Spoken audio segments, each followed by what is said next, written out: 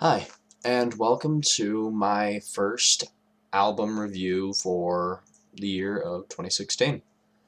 So this week I listened to the albums Plus by Ed Sheeran, Plus Minus by Mew, 1989 by Taylor Swift, 21st Century Breakdown by Green Day, 35XXXV by 10K Rock, 52nd Street by Billy Joel, and finally, A Fever You Can't Sweat Out by Panic at the Disco.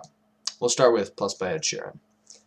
What I did like about Plus by Ed Sheeran is that it definitely has it's lyrically based. I did enjoy that. However, the style of music and Ed Sheeran's voice, personally, for me, I don't enjoy as much. I mean, though, I can definitely see the appeal. It's just not really for me. Overall, I'd probably rate it a 5 out of 10. Next, we have Plus Minus by Mew. I remember I was listening to this while I was driving in the car, and it had a lot of electronic to it. The singer's voice I enjoyed a lot higher than I'd be used to, but the one thing that I didn't quite like as much about this album is that a lot of the songs seemed a bit repetitive. It was a good album, and again, I think it is very good for driving, but overall, I think I would rate it probably about, I'd say a 6 out of 10. Then we get to 1989 by Taylor Swift.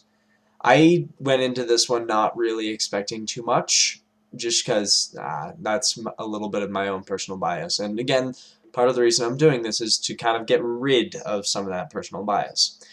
I was actually pleasantly surprised with 1989. I thought it showed a lot of artist development from Taylor Swift. I actually really enjoyed it. It was a good album. It has good lyrics, lots of good beats, and being a dancer, I enjoy good beats. So overall, I think I would actually rate it a 7 out of 10. Um, 21st Century Breakdown is next by Green Day. Um, it felt a little bit long, and it feels like Green Day knows how to write about three types of songs. I still thoroughly enjoyed this album, though. It had a classic favorite of mine, 21 Guns. I really enjoyed that one. But again, it felt a little bit repetitive. However, I really did enjoy Billy Joe Armstrong's vocals, and just the whole sound of it just really sounded very nice to me. I will rate this one a 7 out of 10, I'd say. Then we come to 35XXXV by 10K Rock. This one, I didn't really know what to expect. The genre it was classified under was J-Rock. So I was a little bit skeptical at first, but actually once I started listening to it, this album was fantastic. Probably one of my favorites I listened to over this week. The vocalist has a fantastic voice. I don't really know his name because I really just discovered them. But the lyrics were amazing.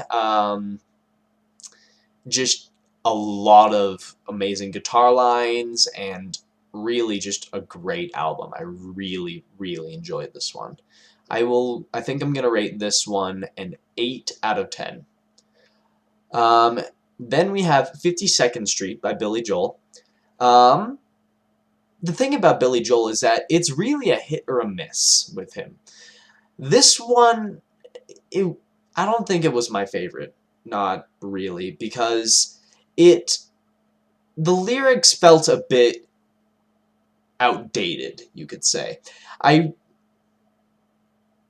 no, it just I didn't like this one as much. It was probably my least favorite out of the albums for this week.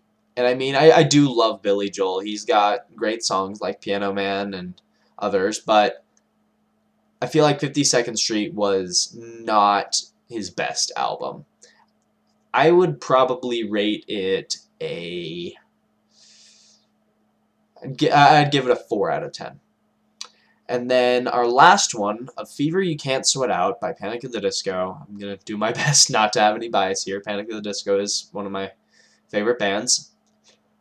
I enjoyed it. I did enjoy it. It has a lot of, again, the good beat to it, and it kind of gives you the start of Panic at the Disco, like where they started.